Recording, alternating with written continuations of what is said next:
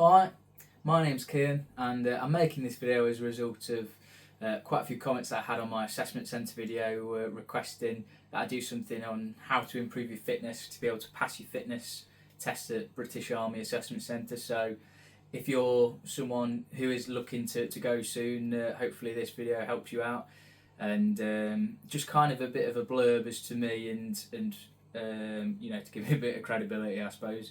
I went from being quite a fat, rotund lad, and I was 86 kilos, which doesn't sound a lot to most people, I grant, but I'm quite small, so I'm quite big. So I'll put a picture up of what I used to look like somewhere, so you can kind of make out a difference. And then within 6 months, I managed to get rid of 20 kilos, which obviously a lot to do with nutrition, but I want this to be more about fitness. And the biggest reason for that was running, and I went from not being able to complete the 1.5 mile, had to stop halfway, to now being, like, for example, last week did a bleep test at drill night and I got over 13.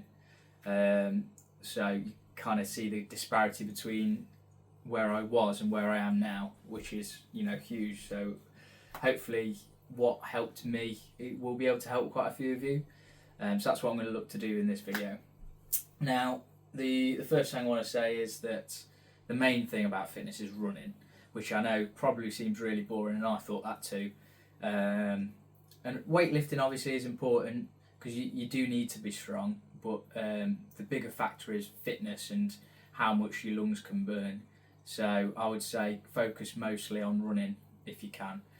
And the big thing that helped me is that when I wanted to join the army, I was one of those boring people that research about running, because I've never liked it, I'd never got into it, and the longest I've stuck to it probably was like a couple months throughout my entire life, because I just always found it boring, or I'm like really competitive, so I'd only ever think I want to go do a 5k and just beat my last score. I'd never go and like just go for a slower run or whatever, and I'd always just lose interest or hate it. So the biggest thing that I found, and has now led me to be one of those really boring people that love running now, is the slow run. And the best way to describe a slow run is, well, I know it sounds obviously easy, but if you have a smartwatch and it has like your BPM and can track how far you're going and stuff, it puts it in 5 zones, and around where your zone 2 is. So zone 1's where your like resting heart rate is, and zone 2 is like a bit quicker. That's where you want it to be for a slow run. So if you just manage to go for a run, take it really steady and kind of monitor where you're at. And you don't need an expensive watch or anything. You can just buy the cheapest thing off the market, like 20 quid or whatever. Just find somewhere that sits around your zone 2. So for me, that was when I started about 6 minutes 30 to 6 minutes 50, somewhere around there was kind of where my slow run was at. And once you get an idea of how fast that is, you're able to, I promise you, it's revolutionary. So just learn where your slow run tempo is, and then obviously you move on to what's called a tempo run, which is kind of 80% max effort. So zone 3 to zone 4, and that's like I say, putting 80% work in. You're not going absolutely ballistic, but it's hard, but you're not dying. So you want to be utilising those types of runs instead of just doing your max. And how I would do it is I would say make a plan for each week how you're going to do it. And me personally, I would say go for 3 or 4 runs a week.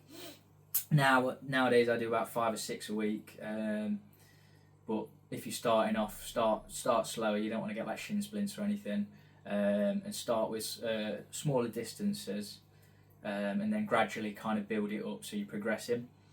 And that's how I did it. I'm fortunate to live in a really hilly area, so I've got great places to run where it builds up your muscular endurance for going uphill and then downhill, and I've got some good routes where I can do some shorter ones and some longer ones. So you want to just make sure everything's mixed when you go and running.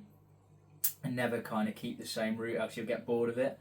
And you know, if it helps, plan out your route before you go on like Google Maps or whatever, to try and work out how far a distance you're going. So you want to be doing a mixture of long, medium and short distances, and you can mix and match as well with those slower runs with the tempo and with the max.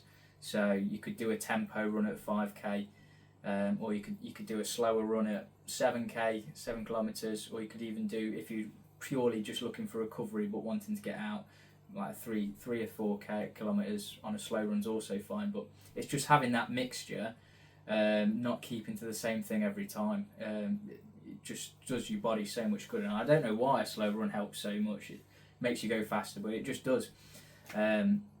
As I say, I've gone from not being able to run at all to this week I got my sub 20-minute 5k. Just as I include probably 2 slow runs a week and the majority of tempo runs, and then probably 1 max effort run a week. So if you kind of have, let's say, call it in percentages, you know, 30% your slow recovery runs, 50% tempo, and then 20% of your max effort. If you kind of work around those ratios with however many runs you want to do that week, that for me has really worked, and you know, might be an idea to try. So what else do I want to talk about? Tracking fitness. Like I say, if you want to get a smartwatch, that's really useful. For me, I've got a Garmin, which is absolutely great. It's got like, I mean, you don't have to get them, but for me, it really helped me. It's got like a speedometer when you go for a run. So if you tell it what you're going to be doing, how fast you want to go and how far, it will give you, like a car does, a speedometer. Where you want to be is in the green in the middle, and if you go too fast or too slow, it has 2 red points and it will tell you, and beep at you, which is absolutely, it's so useful for me, because like if you're going up a hill and then you get to the top and it straightens out, I find that you like go faster, and so it's really nice to have something just to tell you to bring it back so you keep a constant speed, which is good. I mean, you don't have to, but getting some kind of tracking device, even the cheapest ones, will help you just understand where you are at and how you are progressing as you go. Because the best thing is you want to see the results. So if you do have something, it is really useful. So I would recommend that. What else have we got? Yeah, in terms of the bleep test itself, which is the only running part of the fitness test. So you've got your mid-thigh pull, your medicine ball throw and the bleep test. Those first 2, I mean, I was able to do it and I'm not strong, so I would say as long as you've got some kind of level of strength, you've got really nothing to worry about. I was worried about them going into it, but I really shouldn't have been. They were much easier than they look. So I would personally want to focus most on the bleep test. Definitely practice it. There are apps you can get. I will see if I can link one in the description that I used. And if you have headphones in it, or you can just use the speaker on a phone or whatever, it'll tell you when you hit your bleep every time. So just measure out 20 meters. For me, I use an app. I've got an Android, so I use an app called Measure, I think it was. Again, I'll try and find that. And you just, like the phone tells you how far along it is. And I put it out. I put my shoes. I didn't have any cones or anything, so I just put shoes out to show where I was, to be able to do a bleep test.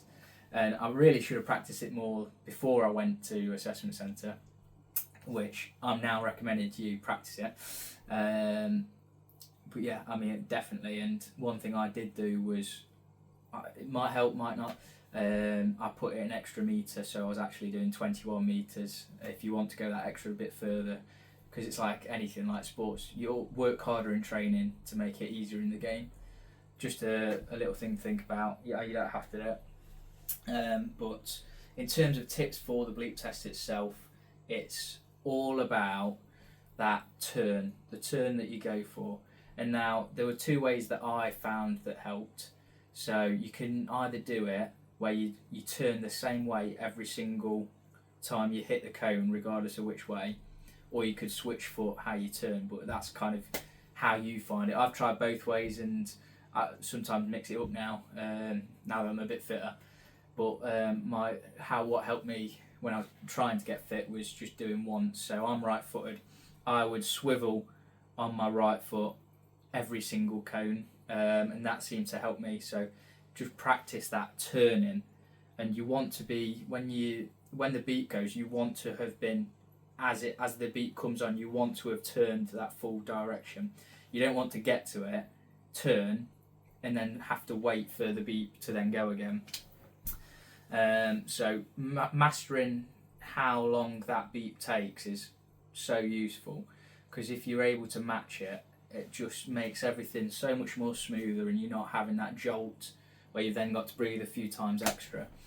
And that leads me on to the other piece of advice, is going slow at the start. And it's something I told myself I was going to do going into the assessment centre one. And you're running with other people, and everyone just goes like, probably when you start at level 1, everyone goes at a level 3 speed. So you get to that, they get to the cone and it beeps after 5 seconds of being there.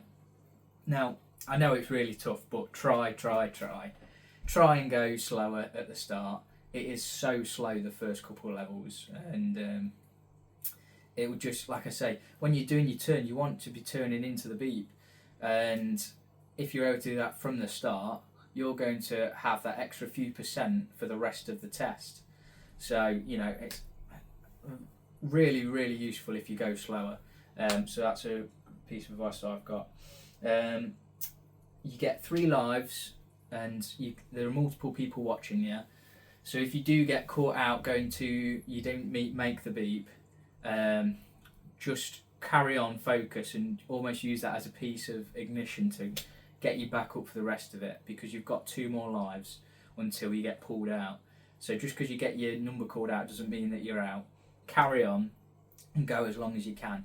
You're only doing this once or twice, depending on how high a score you get. If you get the top score, then you don't have to do it the second time, which will be on the last day. But even if you do have to do it a second time, I mean, you're only doing it twice and then you're done, aren't you? So just remember, it's just this, you've got to get it done. Go max effort, and it's a mental game. You feel like you can't go anymore, just like go Zen mode, like forget everything, don't focus on anything anyone else is doing. And it's so much easier to just focus on yourself. I kind of tunnel vision when I did it, but just give it your best shot, and if you need to puke at the end of it, like put all the max effort in, and then feel crap afterwards. Don't feel crap during it. Just get in that mindset, and you'll do better than you think you would. And as I say, like all of the fitness stuff for me is just improved massively. So yeah, hopefully that is helpful. If you want to see anything more, or have me talk about anything else in terms of army, fitness, health, whatever, let me know. And I'll catch you later.